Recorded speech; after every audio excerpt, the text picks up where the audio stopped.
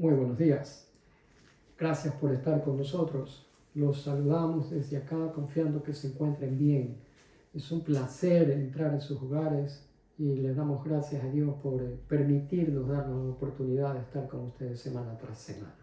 Vamos a seguir con nuestra serie de mensajes con respecto a la iglesia de Sardis en esta ocasión y les voy a pedir que por favor abran sus Biblias en Apocalipsis 3 del 1 al 6. Apocalipsis, el último libro de la Biblia, 3 versículos, los 6 primeros versículos, y es Sardis, la iglesia muerta. Mis amados, cuando alguien muere por razones misteriosas, es común para el médico forense efectuar una autopsia. La autopsia es una examinación post-mortem para determinar la causa del fallecimiento de la persona. Y hoy aplicamos este procedimiento a una iglesia del primer siglo. El Señor Jesús, como lo vamos a ver, llamó a Sardis una iglesia muerta. Las preguntas son, ¿cómo podrían las iglesias de hoy evitar caer en esta categoría de una iglesia muerta? Y mejor aún, ¿cómo nosotros como individuos que conformamos esa iglesia podríamos poner atención a la advertencia que el Señor Jesús le dio a Sardis en el primer siglo? Porque vamos a tomar este mensaje de una manera personal, no como que si se tratase de una iglesia como institución o como un edificio, sino como personas que conforman esa institución y que son parte de una asamblea de santos redimidos por la sangre de Jesucristo. Así que esto va para usted, mi amado hermano, de una manera personal y para mí también. Iglesia muerta es una paradoja, una contradicción, porque la iglesia más nunca puede estar muerta. La iglesia es viva, es vibrante, es apasionada, hay entusiasmo, hay gozo, hay luz, hay movimiento, hay vida en una iglesia.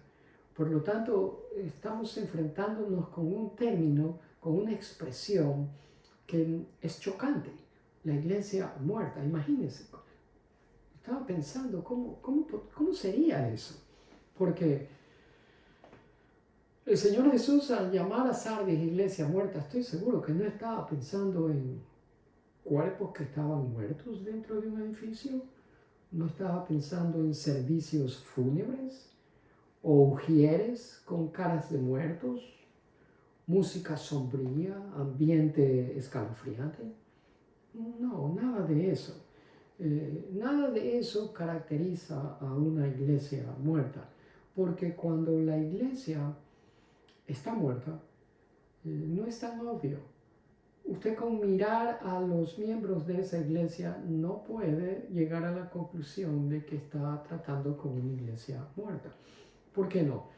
Porque la iglesia, por muerta que esté, está compuesta de personas vivas, personas que se congregan regularmente, personas que oran frecuentemente, personas que cantan canciones que están de moda, lucen como que están vivos, pero la realidad es que no podemos dejarnos llevar por las apariencias.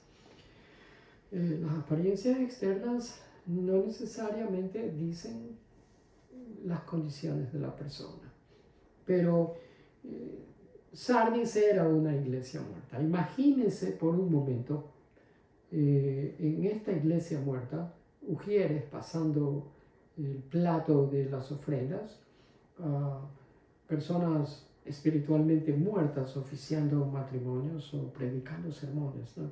Estaba pensando en ello y me pareció que no podía reconciliar este término, pero vamos a llegar a eso. Pues bien, Vamos a ir a Apocalipsis 3:1, abrimos la palabra y el ángel de la iglesia, el ángel le da un mensaje al pastor de la iglesia de Sardis y le dice: el que tiene los 7 espíritus de Dios y las 7 estrellas dice estas cosas. Es decir, Jesucristo se está identificando a sí mismo, se presenta al pastor de la iglesia y a sus miembros como el que tiene los 7 espíritus de Dios y las 7 estrellas. ¿Y qué les dice? Yo conozco tus obras, que tienes nombre de que vives, pero estás muerto. Estoy seguro que se trataba de un grupo de personas en el siglo I que se reunían consistente y regularmente para adorar. Lo hacían en el nombre de Dios, de Yahweh, y frecuentemente se mencionaba el nombre de Jesucristo. Y todas las actividades que ellos hacían en la iglesia eran impresionantes, porque el Señor mismo, apercibido de sus obras, les dijo que tienes nombre de que vives. Es decir, la gente te conoce por lo que estás haciendo y son obras que determinan que estás vivo. Pero la realidad es que no podemos dejarnos llevar por apariencias externas, por lo tanto la realidad es que estás muerto. Eso es lo que el Señor le dice. Eso es lo que era Sardis. Sardis se encontraba en la parte oeste de lo que hoy es Turquía y se encontró fundada y establecida sobre un enorme depósito de piedras naturales que se elevaban perpendicularmente hacia arriba en forma de una muralla de 15 pies de altura alrededor de la ciudad, que prácticamente la hacía impenetrable. Sardis era una ciudad como estaba asentada en medio de un depósito de minerales, era una ciudad de mucho dinero. Fue precisamente en Sardis donde por primera vez se acuñaron las monedas de oro y de plata. Era una ciudad próspera. Y alrededor del año 17 después de Cristo, un terrible terremoto devastó la ciudad de Sardis.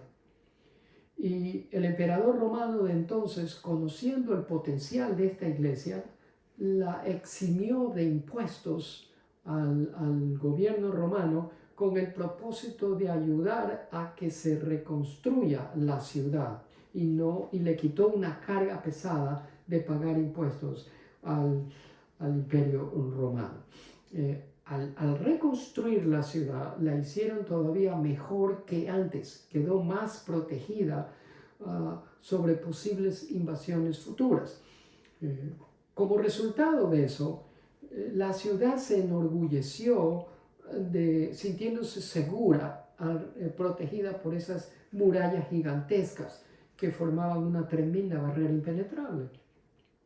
Y con la ciudad también se enorgulleció, se llenó de arrogancia la iglesia también, porque creyeron que tanto la ciudad como la iglesia eran indestructibles y que iban a vivir para siempre. De nuevo, se volvieron arrogantes, cayeron en letargo y terminaron con el pasar del tiempo soportando invasores externos. Y lo triste es que nunca aprendieron la lección. Pues bien, nunca aprendieron la lección. Luego en el versículo 3, en el versículo 2 le dice: despierta, fortalece lo poco que te queda, porque hasta lo que queda está a punto de morir, porque no he hallado que tus obras hayan sido acabadas delante de Dios. Y luego le dice: acuérdate pues de lo que has recibido y oído, guárdalo y arrepiéntete. Si no despiertas, vendré como ladrón en la noche. Si no despiertas, vendré como un ladrón. ¿Cómo viene el ladrón? De repente, cuando menos uno lo espera. Ahora, cuando oyeron al Señor Jesús que les decía esto a través de la carta, los creyentes de la iglesia de Sardis entendieron muy bien de qué era lo que el Señor Jesús les estaba hablando, a qué se estaba refiriendo. El Señor Jesús, que escribe la historia, les recuerda lo que les pasó en una ocasión y ahora les está diciendo que Él vendría como ladrón en la noche. No a invadir la ciudad ni tampoco la iglesia, sino a tratar personalmente con sus propias almas. Y esto era todavía más serio, porque no se trataba de un invasor externo, sino del mismísimo Dios. Pues bien, la referencia al ladrón en la noche viene del imperio persa. El imperio persa, al mando del rey de Persia, el rey Ciro, invadieron la ciudad de Sardis y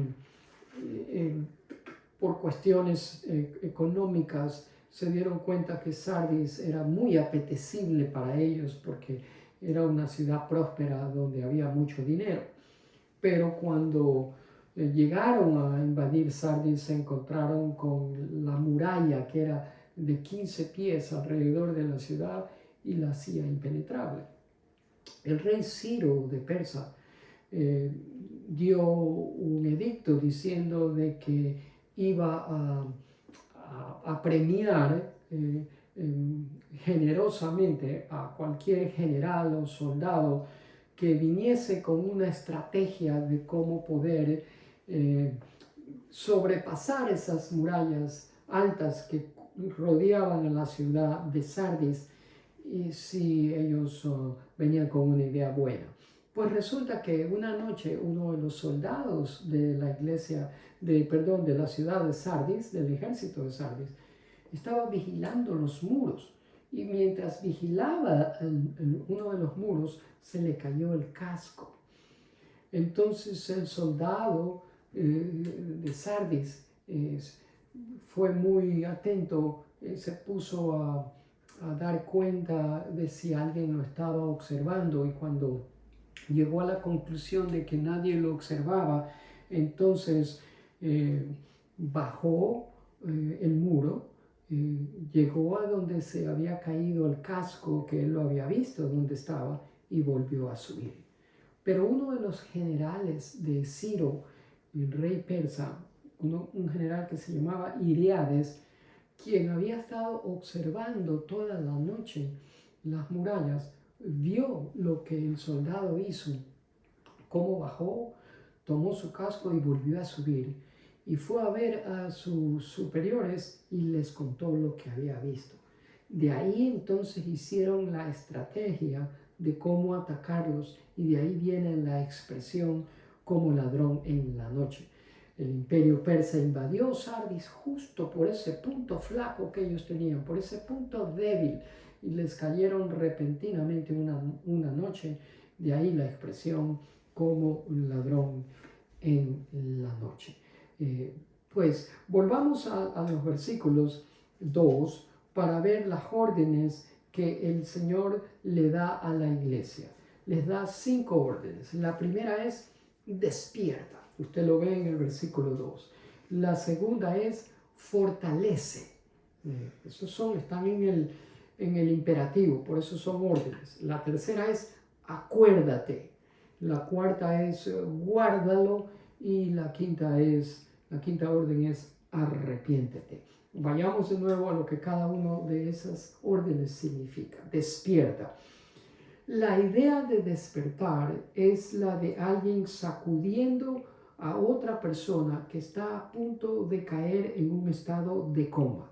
Es decir, es una urgencia, una urgencia de estar alerta. Es un llamado a una vigilancia eterna. No se puede dormir, no se puede quedar soñoliento, no se puede cruzar de brazos, no se puede volver letárgico.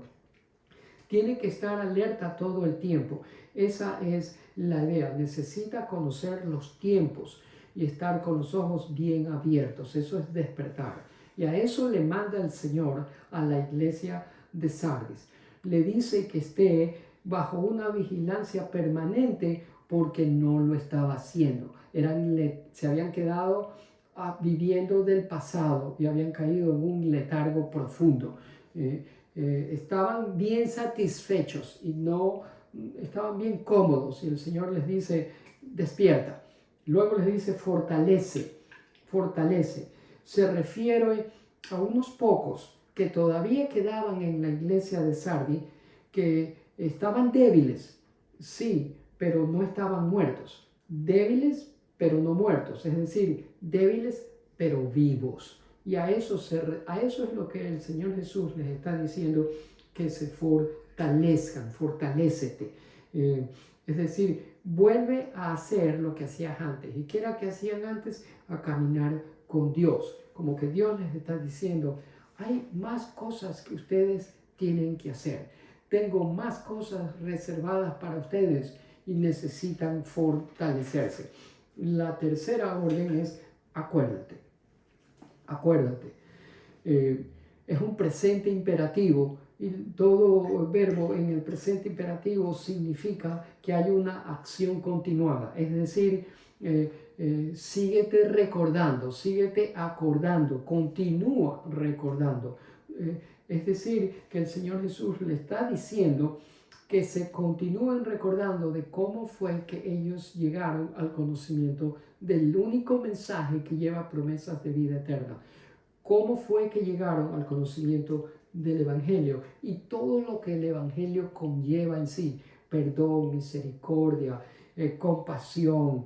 Es decir, que el Señor Jesús le está diciendo, acuérdate de tener misericordia con los demás, acuérdate de ser una persona compasiva, acuérdate de ser una persona apasionada, acuérdate de practicar lo que conoces, acuérdate de tratar bien a los demás. La otra orden es guárdalo. Quiere decir, hazlo, obedécelo. Nosotros somos muy buenos en acordarnos a veces de lo que el Señor Jesús ha hecho, lo cual es excelente. Pero cuando se trata de hacer lo que el Señor Jesús nos manda hacer, tenemos problemas. Aquí no se trata de un conocimiento intelectual, de que la palabra de Dios dice tal. Aquí se trata de que si la palabra de Dios dice tal, lo voy a hacer, lo voy a obedecer. Primero creo lo que el Señor me dice y luego lo hago. Ese es el proceso. Usted no puede hacerlo primero y después creerlo, no, porque es imposible. Usted hace lo que ha creído y eso es lo que les está diciendo. Lo último es arrepiéntete, perdón.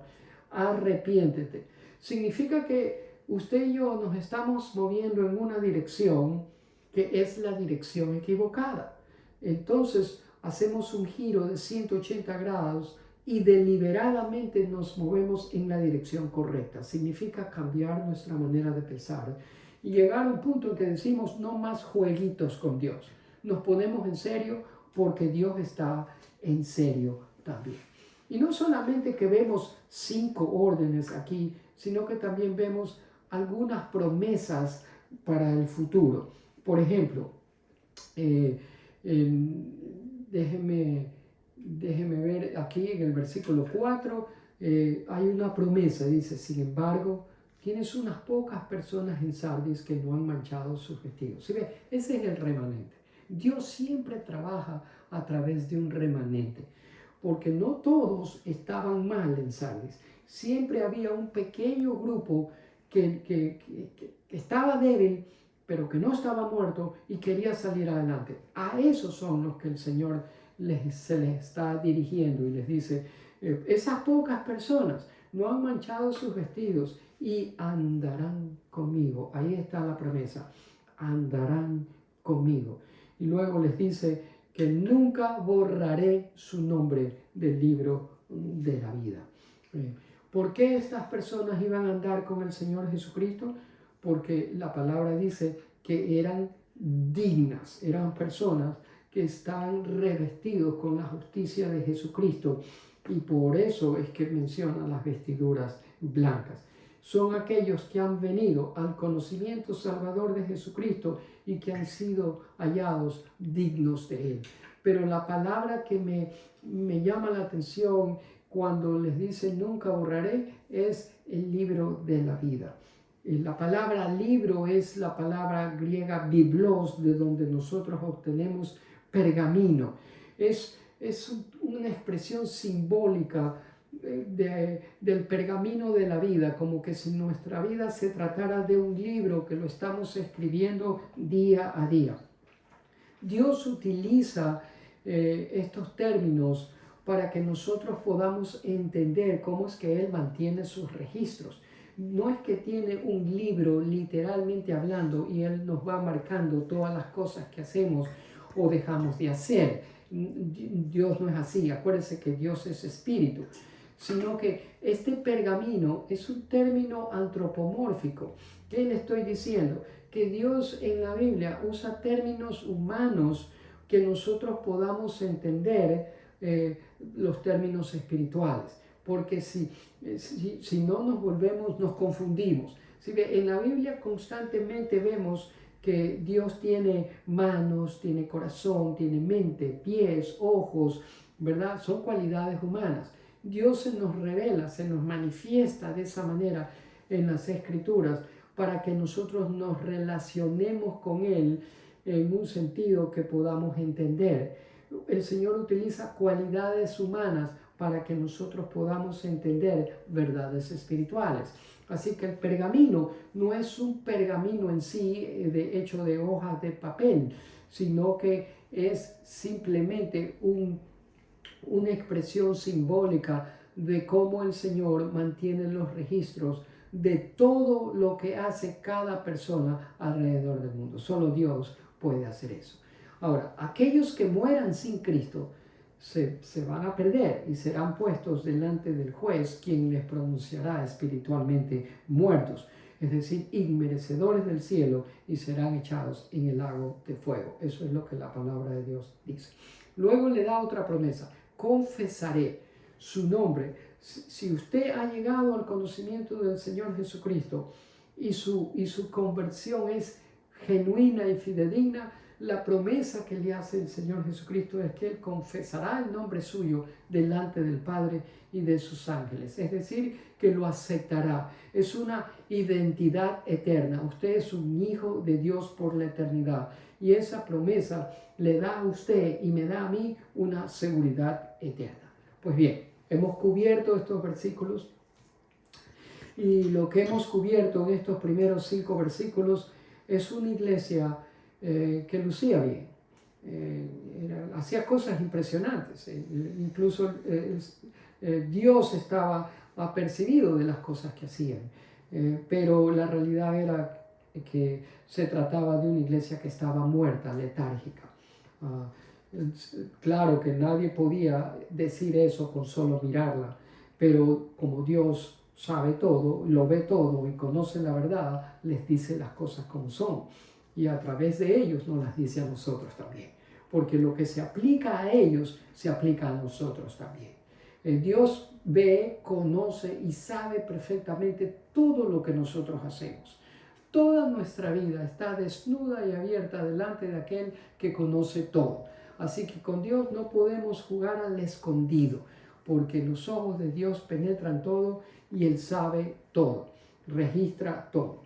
El versículo 6 nos dice de una manera bondadosa: el que tiene oído, que oiga lo que el Espíritu dice a las iglesias. Es decir, que aquellos que escuchan van a tener la oportunidad de responder. Si usted está escuchando estas palabras, mi amado hermano, usted va a tener la oportunidad de responder. Porque gente muerta no puede responder. ¿Por qué no? Porque está muerta. Ahora, si usted que me escucha nunca ha venido a Cristo y no tiene interés alguno en venir a Cristo, entonces no hay esperanza para usted. Es tan sencillo como eso. Pero mi esperanza y mi oración es que Dios tenga misericordia de usted, que Dios avive su corazón, que avive su espíritu y provoque un cambio de actitud en usted, de tal manera que usted dé ese giro de 180 grados y cambie. Ni yo ni nadie tenemos la capacidad de ver lo que hay en el corazón suyo. Ni usted tiene la capacidad de ver lo que hay en mi corazón. A simple vista, usted se podría ver una persona inteligente, guapa, simpática, maravillosa, y cualquiera podría asumir que usted es una persona salva y que tiene una excelente relación con Cristo, cuando la realidad podría ser completamente opuesta y contraria. Dios quiera que no sea ese el caso suyo. Ahora, si usted tiene un gran vacío, si se siente solo, triste, deprimido y enfermo, es porque quizás nunca ha venido al Señor Jesucristo. Le animo a que se ponga a cuentas con el Señor. No podemos dejarnos llevar por apariencias, ni como individuos, ni como un cuerpo de una iglesia. Es lo que está dentro de nosotros lo que hace la diferencia. Hay un solo mensaje por medio del cual somos salvos, y ese es que Jesucristo y nadie más es nuestro único y todo suficiente Salvador. Si usted no ha manejado esa verdad todavía, entonces le animo a que venga al Señor ahora, se ponga a cuentas con Él de una vez por todas y asegure su futuro eterno, porque usted no quiere jugar con Él. Incline su rostro para orar. Le vuelvo a decir, usted que me escucha, si no ha venido a Cristo, hágalo hoy, ahora, este es el momento. Padre, gracias por tu verdad, la hemos oído a través de tu palabra. Gracias por liberarnos de apariencias que queremos proyectar a la gente, pero eso es un engaño.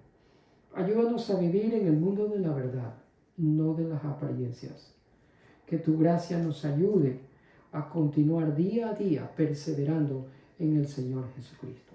Y si hay algún área en nuestra vida que está débil, redargúyenos y convéncenos para que nosotros hagamos lo que tú nos has dicho en este mensaje que hagamos, esas 5 órdenes, y que tengamos en mente esas promesas que nos das a aquellos que obedecen tu palabra.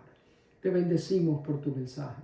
Nos has llamado la atención, has captado nuestra atención, y para aquellos que necesitamos considerar nuestra relación contigo, Señor Jesucristo, nos ha venido bien. Este fue un mensaje que nos redarguyó y nos hizo quedar pensando para buenas cosas que tú vas a hacer en nuestra vida. Recibe toda gloria, alabanza y honor. Te la damos a ti, Señor, en Cristo Jesús. Amén y amén. Gracias por habernos escuchado. Comparte el enlace. Por la gracia de Dios, estaremos la próxima semana. Hasta entonces, mi esposa y yo los saludamos. Un abrazo y que Dios les bendiga.